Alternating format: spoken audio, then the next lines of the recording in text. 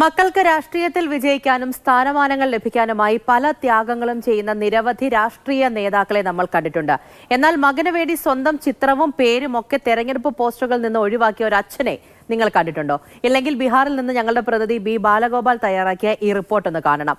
അവിടെ നഗര കേന്ദ്രങ്ങളിൽ ഒരു പ്രധാന പാർട്ടി അവരുടെ സ്ഥാപക അധ്യക്ഷന്റെ പേരും ചിത്രവും പ്രചാരണ വേദികളിൽ നിന്നും ഒഴിവാക്കിയിരിക്കുകയാണ്. പട്നയിലെ പ്രശസ്തമായ വീർചന്ദ്ര പട്ടേൽ പത്തിലാണ് ഞാനിപ്പോൾ ഉള്ളത്. എനിക്ക് പിന്നിൽ കാണുന്നത് ബീഹാർ ദീർഘകാലം ഭരിച്ചിരുന്ന ലാലു പ്രസാദ് യാദവിൻ്റെ സ്വന്തം പാർട്ടിയായ RJDയുടെ സംസ്ഥാന കമ്മിറ്റി ഓഫീസ്. നിർണായകമായ നിയമസഭാ തെരഞ്ഞെടുപ്പിന് ഈ ഓഫീസ് ഒരുക്കിക്കഴിഞ്ഞു. ഓഫീസിനകത്തും പുറത്തുമൊക്കെ നിരവധി ബാനറുകളും പോസ്റ്ററുകളുമൊക്കെയാണ് നമുക്ക് കാണാൻ വേണ്ടി കഴിയുന്നത്. ഈ പോസ്റ്ററുകളിലും ബാനറുകളിലുമൊക്കെ തേജസ്വി മയമാണ്.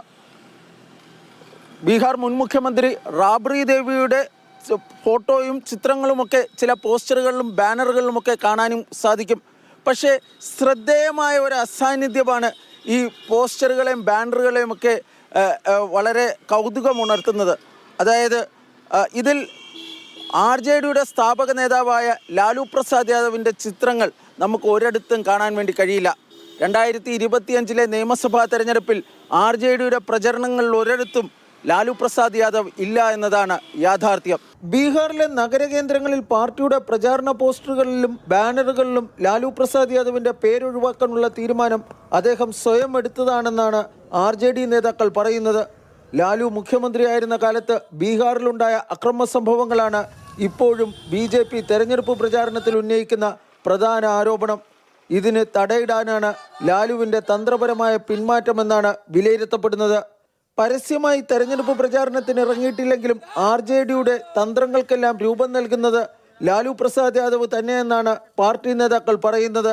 कोई हस्तक्षेप न पड़ेगा। लालू जी प्रचार वहीं से बैठल फेसबुक से भी कर रहे हैं और एक राउंड मारेंगे भी या मारते भी हैं। रात में जब राउंड में निकलते हैं तो कन्ने कहाँ चल जाते हैं इसकी कोई गारंटी नहीं है। और सब लोग लालू मय भेके तेजस्वी यादव को इस बार सारे जाति बिरादरी से उठ के लोग वोट कर रहा है. ലാലു പ്രസാദ് യാദവിൻ്റെ പേരും ചിത്രവുമൊക്കെ യാദവ ശക്തി കേന്ദ്രങ്ങളിൽ വോട്ട് ലഭിക്കുന്നതിനായി വോട്ട് തേടുന്നതിനായി RJD സ്ഥാനാർത്ഥികൾക്ക് ഉപയോഗിക്കുകയും ചെയ്യുന്നുണ്ട്. ഞങ്ങൾ ഇപ്പോൾ ഉള്ളത് ഒരു ബീഹാറിലെ യാദവർക്ക് സ്വാധീനമുള്ള ഒരു മേഖലയിലാണ്. അവിടുത്തെ ഒരു പ്രചാരണ വാഹനത്തിലെ ബാനറാണ് നമ്മളിപ്പോൾ കാണുന്നത്. ഇതിൽ MA ബേബി ഉണ്ട്, D രാജയുണ്ട്, അതുപോലെ തന്നെ രാഹുൽ ഗാന്ധിയുണ്ട്. രാഹുൽ ഗാന്ധിക്ക് തൊട്ടടുത്തായി ലാലു പ്രസാദ് യാദവിൻ്റെ ചിത്രവുമുണ്ട്.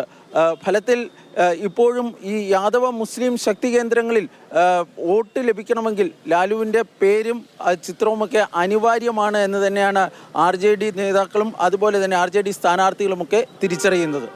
യാദവർക്കിടയിൽ ലാലുവിൻ്റെ അത്ര സ്വാധീനമുള്ള ഒരു നേതാവും ബീഹാറിലില്ല. ലാലു പ്രസാദ് യാദവ് മകൻ തേജസ്വി യാദവിനെ മുഖ്യമന്ത്രിയാക്കുമെന്നാണ് RJD പ്രവർത്തകരുടെ വിശ്വാസം. तेजस्वी का इस बार 100% CM बनने का चांस है. हाँ, युवा में पूरा लहर और जोश के साथ इस बार बिहार पूरा लंटेनमय हो चुका है. തേജസ്വി മുഖ്യമന്ത്രിയായാലും ഭരണത്തിന്റെ കടിഞ്ഞാൺ ലാലുവിന്റെ പക്കൽ തന്നെയാകുമെന്നും RJD പ്രവർത്തകർ വിശ്വസിക്കുന്നു. ഒരു കാലത്ത് ദേശീയ രാഷ്ട്രീയത്തിൽ കിങ് മേക്കറായിരുന്നു ലാലു പ്രസാദ് യാദവ്. നിയമസഭാ തെരഞ്ഞെടുപ്പിന് ശേഷം ലാലു പ്രസാദ് യാദവ് ബീഹാറിലെ കിങ് മേക്കർ ആകുമെന്ന് തന്നെയാണ് RJD പ്രവർത്തകരുടെയും നേതാക്കളുടെയും ഒക്കെ പ്രതീക്ഷ. ബീഹാറിലെ രാഘവ്പൂരിൽ നിന്നും ക്യാമറാമാൻ ജഗദീഷ് വിഷ്ണുവൊപ്പം B ബാലഗോപാൽ, മാതൃഭൂമി ന്യൂസ്.